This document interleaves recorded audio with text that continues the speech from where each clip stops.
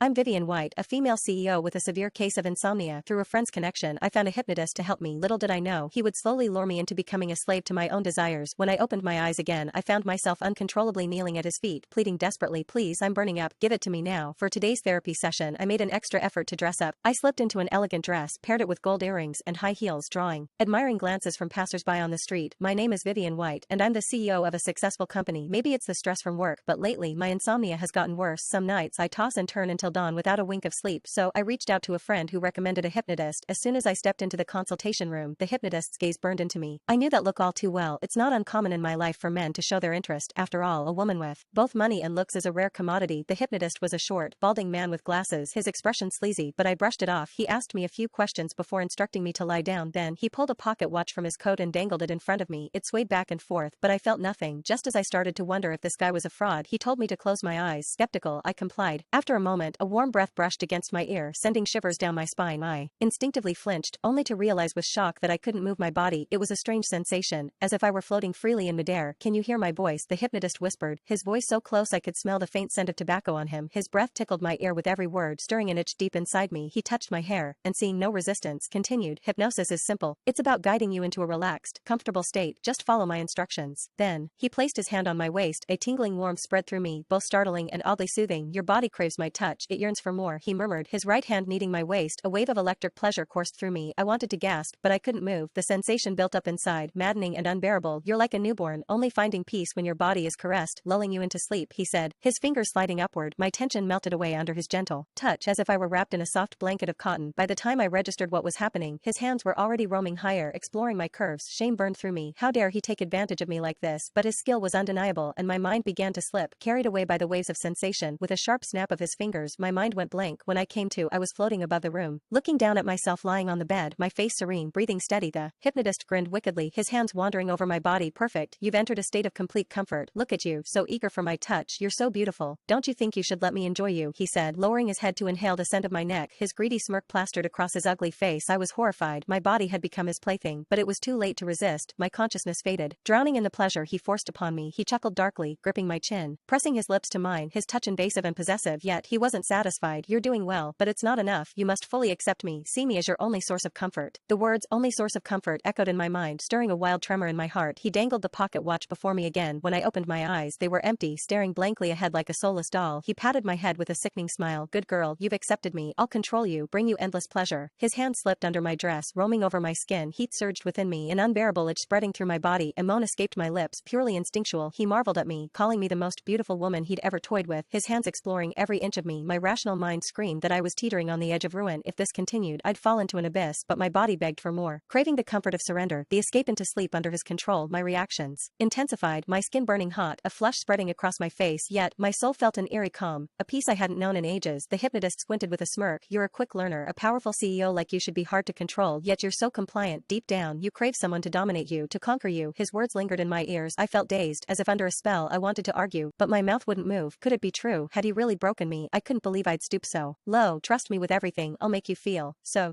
good," he purred, his grip tightening around my waist. A jolt shot through me, my back arching in response. The last shred of my rationality shattered. I bit my lip, whimpering, unable to hold back. My face, tangled with messy hair, was a picture of surrender and ecstasy. He leaned in, kissing me deeply, his presence overwhelming. "Such a perfect gem, MS CEO. Feeling good?" he taunted. I could only nod weakly, my hands clinging to his shoulders, my body moving on its own. I asked, "Are you feeling good?" He snapped, pulling away, his hands leaving my skin. I collapsed onto the bed, a hollow emptiness consuming me. He forced his fingers into my mouth, rough and demanding. "Last chance. Feeling good? Want more?" I didn't want to stop. I couldn't lose this fleeting peace, so I cried out, both body and soul, "Yes, it feels good. I want more." With another sharp snap of his fingers, my consciousness snapped back. I bolted upright on the bed. "You call this hypnosis? I'm going to sue you for harassment. You'll rot in jail." I stood, shouting at him in fury, but he didn't flinch, laughing instead. "Harassment?" he scoffed. "What harassment? You wanted this, didn't you?" "I never." Before I could finish, he snapped his fingers again. My mind went blank. When I came to, I was kneeling at his feet, begging, "Please, I want more." He smirked, scratching under my chin. "MS CEO. You said it yourself." My heart raced with shame. I couldn't believe I'd say such things, even fully conscious. "What did you do to me, you creep?" I choked out, tears stinging my eyes. He grabbed my hand, and my body went limp, falling into his lap as if I were made of cotton. He patted my head like I was a pet, tilting my chin with his finger. I couldn't stop myself from straddling him, moving against him desperately. "Master, it feels so good. I'm so hot. Give me more." The words spilling from my mouth humiliated me, a CEO of a publicly traded company, groveling before this bile man. Just then, my boyfriend called. Fear gripped my heart. If he found out, please Please, let me go. My boyfriend's calling, I sobbed. The hypnotist smirked, unbuttoning my dress. I'm not done playing yet. I had no choice but to answer, trembling, my body still burning. Hey, honey, I'm in a therapy session. A sharp gasp escaped me as the hypnotist yanked off my dress, burying his face against me. It took everything to brush off my boyfriend's concern and hang up. My heart shattered. I felt like a traitor, tears streaming down as guilt consumed me. The hypnotist sneered. What would your boyfriend think if he saw you like this? My face burned with rage. Don't you dare. His eyes narrowed coldly, snapping his fingers again. Looks like I need to make you more willing. My mind blanked out once more. The next second, I saw myself in the mirror, hair a mess, eyes glazed, completely at his mercy. Please, I'm so hot. Give it to me now. I lunged at him, my hands desperate, my mind a haze of need. He lifted me effortlessly, pinning me against the desk, my legs over his shoulders. Since you're begging, I'll have to help you out. Just as he moved to take things further, hurried footsteps echoed outside. He froze, irritation flashing in his eyes as he turned toward the door. Who's out there? He barked, his tone threatening. The door burst open, revealing a tall, stern-looking man in a sharp suit. His name was Ethan Sharp, my company's vice president and my most trusted ally. His gaze swept the room, darkening with rage as he saw me pinned beneath the hypnotist. He stormed forward, shoving the man off me and helping me up. Vivian, are you okay? Ethan's voice trembled with worry and anger. My senses slowly returned, seeing Ethan. Tears spilled over. Ethan, save me. The hypnotist stumbled back, a flicker of panic crossing his face before he regained his smug composure. Who are you to interfere? He sneered. Ethan ignored him, his piercing stare pinning the man in place. I'm her VP and her friend. You won't get away with this. The hypnotist's grin widened. Oh, is that so? Do you even know what you're interrupting? Ethan scoffed. I know exactly what you're doing. Ethan retorted, his voice cold as steel. Scum like you doesn't belong in a place like this. He pulled out his phone and dialed 911. Hello, this is an emergency at our office. Someone's attempting to assault our CEO. Please send help immediately. Realizing his plan had unraveled, a vicious glint flashed in the hypnotist's eyes. He lunged for the pocket watch on the desk, likely intending to hypnotize me again. Don't move. Ethan reacted swiftly, grabbing his wrist and twisting it, pinning him to the ground. The hypnotist held in pain but kept struggling. You'll regret this, he spat. Ethan's gaze was ice cold. You'd better hope the police get here before you do something worse. Minutes later, the police arrived, cuffing the hypnotist and escorting him out of the building. After the incident, I broke up with my boyfriend. The trauma was too much for our relationship to bear, and I needed space to heal alone. I sat in a chair, still trembling. Ethan approached, gently patting my shoulder. Vivian, it's over. He's gone.